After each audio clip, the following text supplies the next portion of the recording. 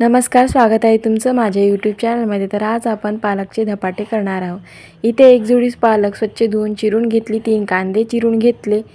आता याच्यामध्ये पीठ 1 वाटी ज्वारीचं पीठ, 3 वाट्या गव्हाचं पीठ, 1 वाटी बेसन पीठ असे 3 प्रकारचे पीठ घेतलेले आहे. तिथे 2-3 चमचे तीळ घालून घेतले, 1 चमचा जिरं घालून घेतलं.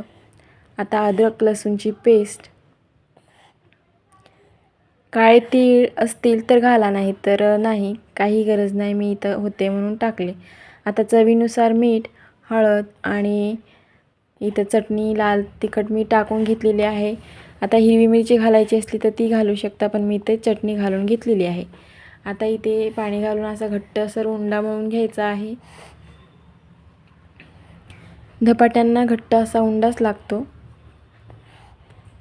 घट्ट उंड्यामुळे छान असे क्रिस्पी धपाटे बनतात. थापण्यासाठी थोडं अवघड जातं, पण पाणी लावून थापायचं, व्यवस्थित थापले जातील.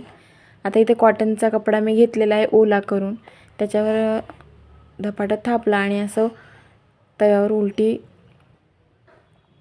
उलटं टाकून घ्यायचा आणि कपडा काढून घ्यायचा.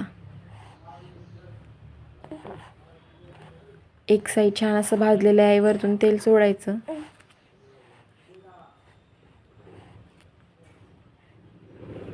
दोन्ही साईडने छान असं धपाटं भाजून घ्यायचं.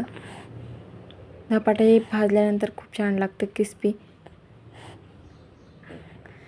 असेच मी भरपूर असे धपाटे बनवून घेतले.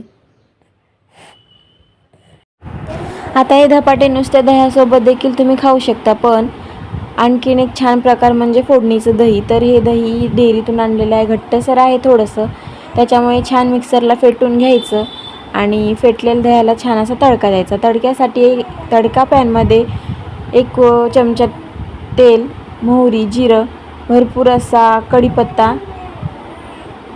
आणि लाल चटणी टाकून घ्यायची.